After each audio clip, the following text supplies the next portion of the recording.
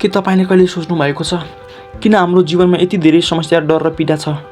किन हामी बाहिर हाँस्छौँ तर भित्र खाली महसुस गर्छौँ?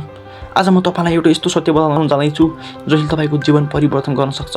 बाइबल भन्छ पापको ज्याला मृत्यु हो, तर परमेश्वरको वरदान अनन्त जीवन हो। आज हामी यही गहिरो सत्यलाई बुझ्नेछौँ। सबैभन्दा पहिले पाप भनेको के हो? पाप केवल ठुला गल्ती मात्र होइन। पाप भनेको परमेश्वरको इच्छा विरुद्ध जाने कुरा हो। झुट बोल्नु, रिस गर्नु, घृणा गर्नु, गलत सोच्नु पनि यी सबै पाप हुन्। धेरै मानिस भन्छन् म त राम्रो मान्छे हुँ, मैले के नै राम्रो गरेको छु र। तर बाइबल भन्छ सबैले पाप गरेका छन्। यसको मतलब तपाईँ, म, हामी सबै पापी हौँ।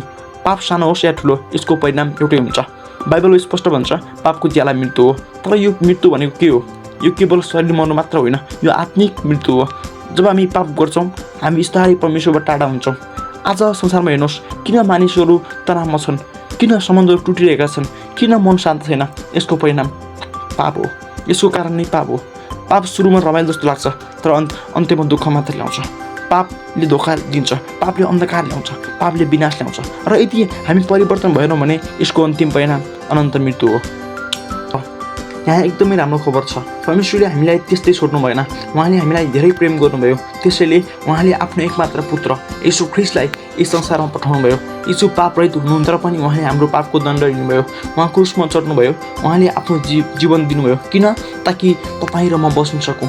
यो नै साँचो प्रेम हो। हामी पापी हुँदा पनि परमेश्वरले हामीलाई प्रेम गर्नुभयो। अब रोमी 6:23 दोस्रो भाग हेरौँ।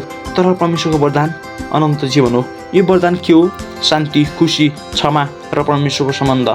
यो हामीले कमाएर पाउने कुरा होइन, यो उपहार हो। र यो उपहार केवल येशू ख्रीष्ट मार्फत मात्र पाइन्छ। जब हामी येशूलाई स्वीकार गर्छौँ है, हाम्रो जीवन नयाँ हुन्छ, हाम्रो जीवन मन शान्त हुन्छ, हामीलाई साँचो खुसी मिल्छ। अब सबैभन्दा महत्त्वपूर्ण प्रश्न, तपाईँ के रोज्नुहुन्छ? पापको बाटो या जीवनको बाटो? आजै निर्णय गर्नुहोस्। भोलि ढिला हुनसक्छ। येशूले तपाईँलाई बोलाइरहनु भएको छ। उहाँको आवाज सुन्नुहोस् र उहाँलाई आफ्नो जीवन दिनुहोस्। धन्यवाद। सलाम।